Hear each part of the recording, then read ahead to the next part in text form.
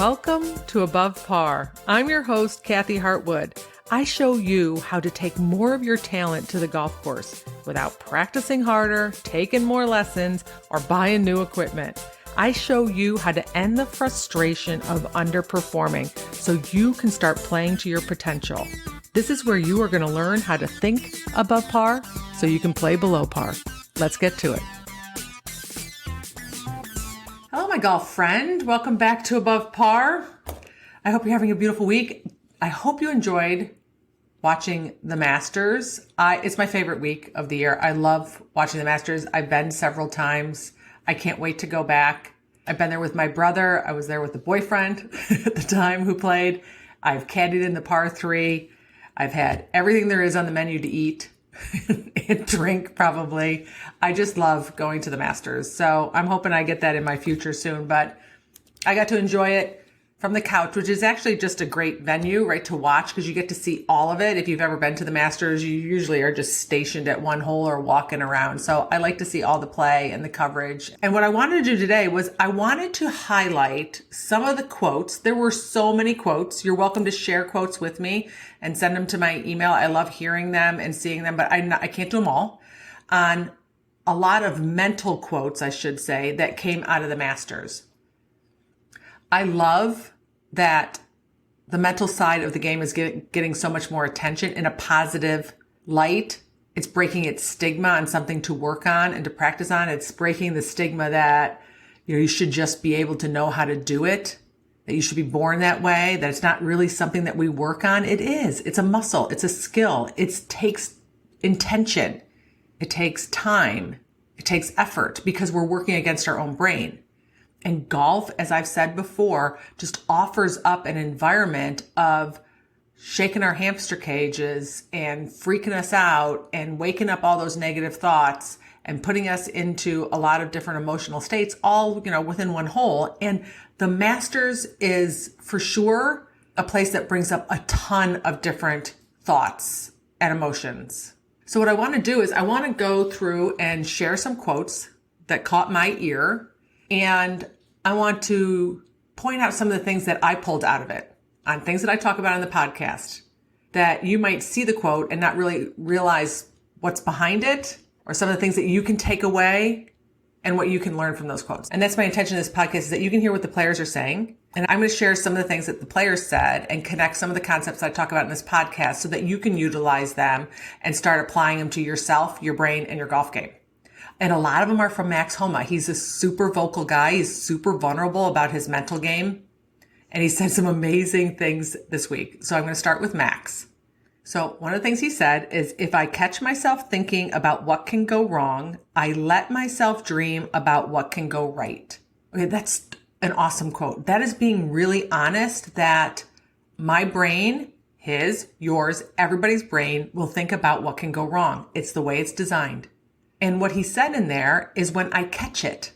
So he's saying, if I'm aware of it, and it starts with awareness, which I talk about all the time. You've got to be aware. You got to pay attention to what you're thinking. So if I catch it, then what he's going to do is he's going to let himself dream. Now, the word let, I think, is so important in this sentence or in this quote because he's not forcing a negative thought away. He's not freaking out that he has a negative thought. He's not creating any anxiety or stress or pressure around or shock, right? That he has this negative thought that came up about different things that can go wrong. He's pivoting when he catches it. Right? Talk about mentally pivoting, right? That means that you catch a negative thought and you choose to think something different that is going to serve you. But the act of letting it happen, letting myself dream, there's no resistance in that. We're not forcing anything. We're not trying to rush a thought away. And the less that we force a thought away or freak out about a thought, we're like, oh, there it is. I'm just going to choose to think this instead. I'm going to let my brain go over there. And we have less resistance. We open the door for things changing and shifting, and it becomes so much easier. So I love this quote. And on the surface, you might just think, okay, he's just going to think something different.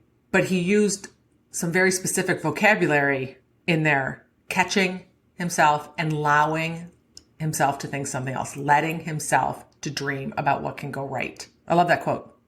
Another Max quote, I came here with gratitude and appreciation that I get to do it, meaning he gets to play here in the Masters. And this is the thing about gratitude and appreciation, is that gratitude and anxiety, there's been studies on this, can't coexist. So when you're out there playing and you're feeling anxious and you can focus on the things that you're grateful for, I would get ahead of it. I would focus on the things that you're grateful for before you go out and play, or the things about the round that you're grateful for. You can't have gratitude and have anxiety at the same time. And him saying this and sharing it out loud, right? He's reducing his anxiety, which for sure the Masters can produce, right? That was really good. Max also said, I'm going to remind myself I'm a dog and I'm ready for this moment. Okay, I'm going to be honest, no idea what a dog means in his head. I was like, at first I was like, is that an acronym? Like, because it stands for director of golf. Like a lot of times I was like, no, he's not using it that way. But whatever he pictures himself being as a dog, like a dog on a bone, or I don't know, that's all him. But the word I'm ready for this, saying you're ready, I'm ready for this moment, creates so much certainty in us. Certainty is a great emotion to go out there and play golf from. Security, safety, I'm ready. But I'm ready is also just a decision. It's just you saying, I'm ready, I'm prepared. You're just deciding that I'm ready for this moment, that you're not going to let your brain go off and tell you all the different things that maybe you're not ready for, or that you should have practiced harder, or you're out of your element playing in this event. He just decided, I'm ready. Super good. That was a decision that he made. Okay, now I want to go to Tyrell Hatton. And this was a really interesting quote. Okay, so he was talking about number 15, and this is what he said. That hole lives rent-free in my head. I hate it. I absolutely hate it. And I think it hates me. With the score I produce, because he played the tournament 4 over. Okay, this is such a red flag to me, because I talk about on this podcast, and I talk about in all of my programs about your relationship with yourself, your equipment, the game of golf, and golf holes. And part of preparing for a round of golf is to scan the holes that you're about to play and make sure you don't have any wonky thoughts that are not going to serve you. If he knew that he had the thought about 15, that he hated it, that's not a great emotion when you stand on 15. That's not a great thought when you stand on 15. Because what's going to happen is your brain wants to prove you right. Your brain's like, well, let's find evidence that you hate it. I'm going to show you how much you hate this hole, right? We're just going to produce some big numbers. The other thing he said here, I tried not to think about it. If he had cleaned up his thought about 15, and it doesn't mean he has to love the hole. By the way, you're going to play golf courses where, you hate 11 or you hate 14 or you hate 18. It doesn't matter. You don't have to like a hole. We don't have to like people. We don't have to like clubs. We got to figure out what we want to think about it so that it's useful, so that we can produce the best result possible.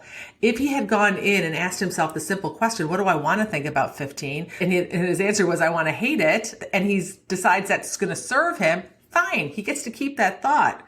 But he has lots of evidence that thought did not serve him, because he thinks the hole hates him.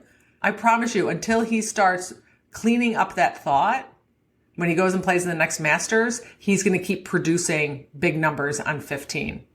So one, he didn't clean up. That's part of mental prep that I talk about. Mental prep protocol before you go play in a tournament.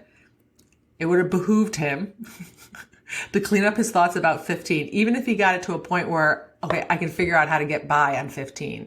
If he knew he was going to shoot 4 over or score 4 over on 15 for the tournament, would you have played the hole differently? I don't know.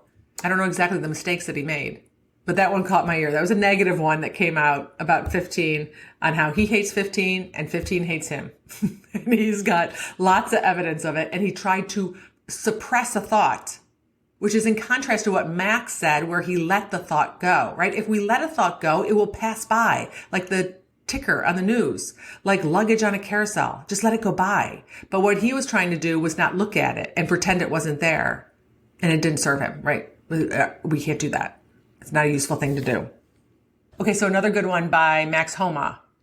He said, I would give most of that to those thoughts just of not needing to be better than I am. I wrote something in my journal yesterday that said, however good I am is however good I am. I don't need to try to be better than I am and just see where that takes me. Okay, one, I love that he's saying that he journals. I encourage everybody to journal and get their thoughts out of their head and write down thoughts that you want to have. It's one of the ways that we get to own the thoughts so much better is by writing them down. And one, we can't read the label from inside a bottle, meaning we can't read our thoughts when they're bouncing around inside our noggin. It helps to get them out of our head and decide what we want to think and what's not useful and doesn't serve us. So I love that he journals. I love that he journals about golf. And I love that he told the world that he journals. The other thing about this is that however good I am is managing expectations, right? It's about him surrendering to this is as good as I am. And if this is as good as I am, I can accept that. I'm not trying to force results of something that I am not. There's a lot of self-acceptance in this, right? He's one of the best players in the world, but I think he was making the innuendo that he was trying to play better than he was and maybe even more often than was possible, right? He's as good as he is. What that does is that takes so much pressure off of our results and our score.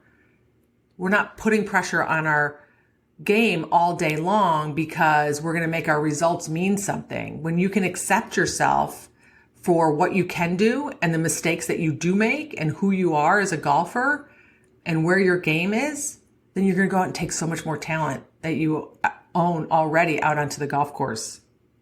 So that one was about not forcing results and managing expectations. Super good. However good I am is however good I am. Okay, one more from Max. He said, I'm a very good golfer.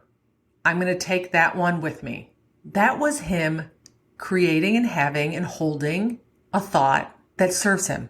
I'm going to decide that I'm a good golfer. I'm going to take that with me because it feels good and it's useful. And I produce good results with that thought. That was about being intentional about thoughts that we want to think.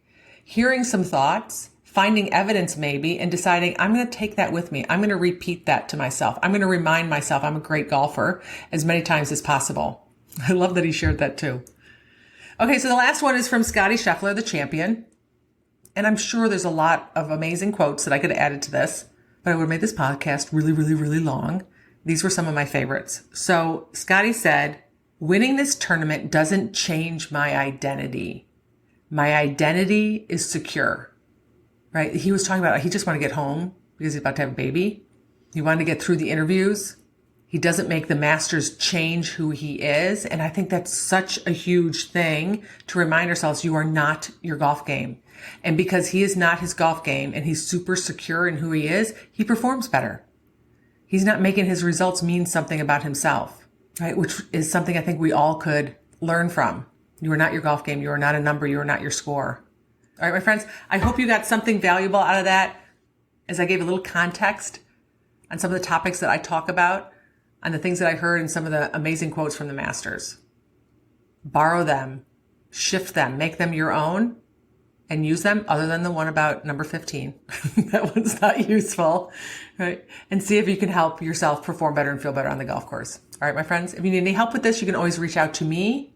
Join any one of my programs at kathyhartwood.com. All right, have a beautiful week, and I'll talk to you next Wednesday. Bye.